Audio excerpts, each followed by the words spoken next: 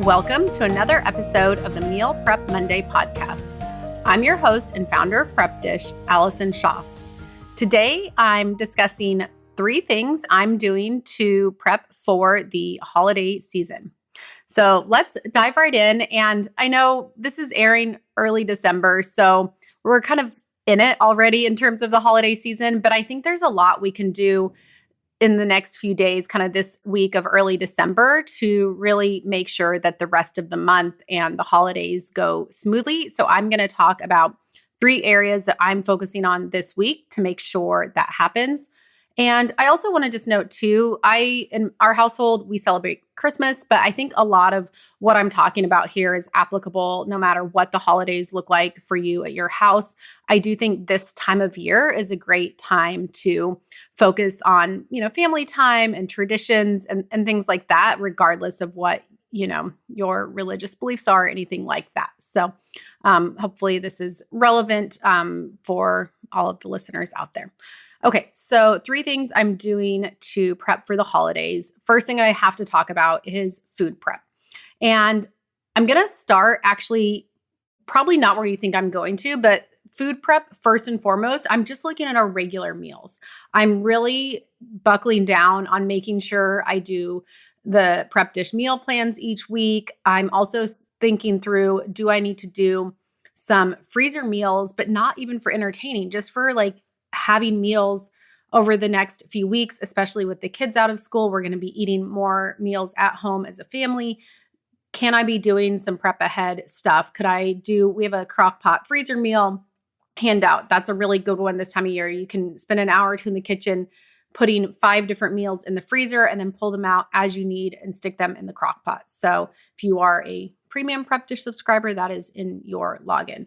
So that's one that I'm looking at. And just in general, I think a lot of times people think this is not necessarily the ideal time of year if you've never tried Prep Dish, but I actually would make the argument that this is the ideal time of year to use Prep Dish. I think with all of the holiday parties and events and things going on, it's so important now more than ever to then when you're home, have some meals prepped and ready to go and to do that work up front, because it's an easy time of year to be kind of hectic and overscheduled and get to dinner time and then end up ordering takeout. And when you couple that with all of the holiday parties, that can just leave us feeling run down. So I think this time of year is more important than ever to make sure you're having homemade, home-cooked, nourishing, healthy meals as a family when you're not, out going to different parties and events. So, and if you're not a Prep Dish subscriber, I have to throw out there, you can try us out for 2 weeks for free by going to prepdish.com/MPM. And, even if it ends up not being a long-term fit, I think this would be a great 2 weeks to do that trial just to kind of get you through this month and make sure your family's focusing on having those, like I said, home-cooked meals. So that's one place where I'm focusing on food prep.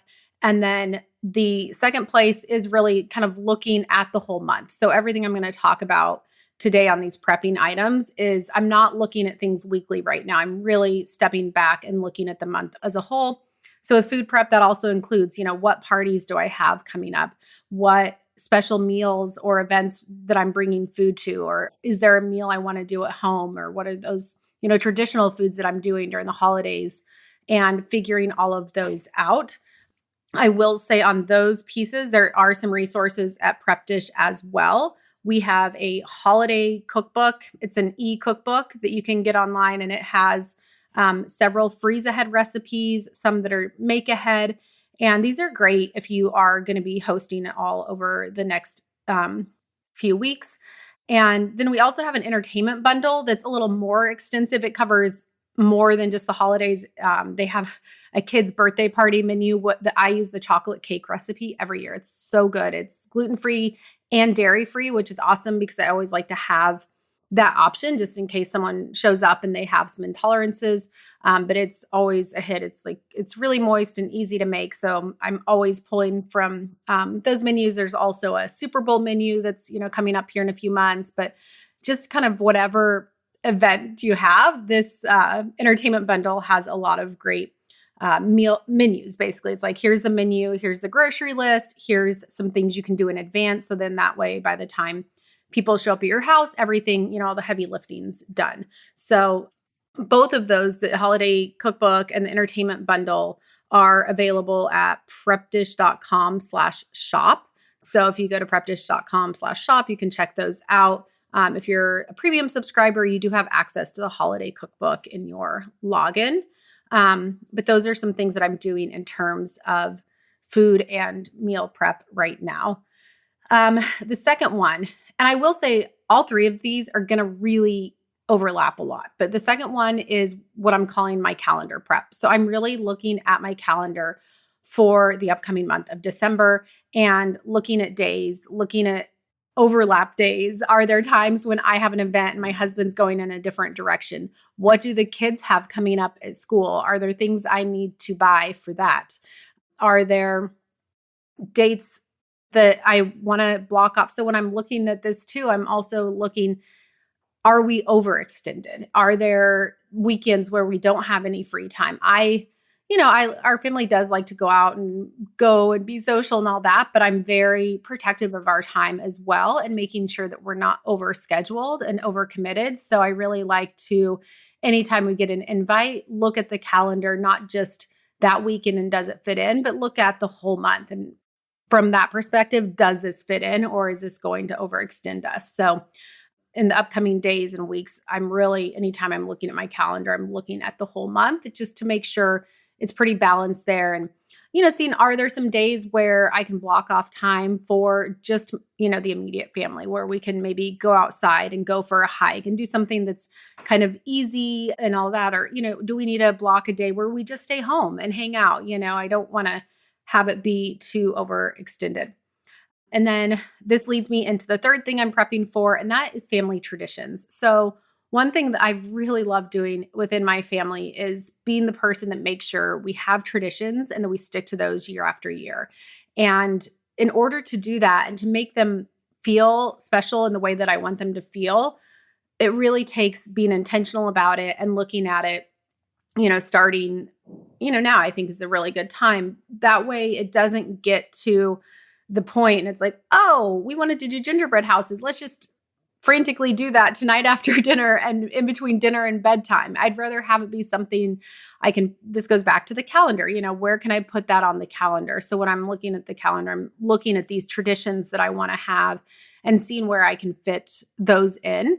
Are there days or afternoons where it's going to work? And then that way, when we're doing them, I can really have it be the right atmosphere, right? Like, I'm not going to do a tradition just for the sake of doing it. I really want to make sure that it's something that we enjoy and doesn't feel rushed and we can turn on the music. And, if it's getting to the point where, oh, we have to do this, so we're just going to fit it in and then no one has fun, well, then maybe that's not really worth doing. And so when I'm looking at these traditions, it's not always, oh, how can I add more and more and more? It's also reevaluating. Hey, we did the gingerbread houses last year. Did people enjoy that? Or should we scratch that this year and do less? So it's not always more. It's really just making sure that what I want to happen is on the calendar and going to happen. But also, I really look at this similar to the goal that we have here at Prep Dish for you and your dinner time, right?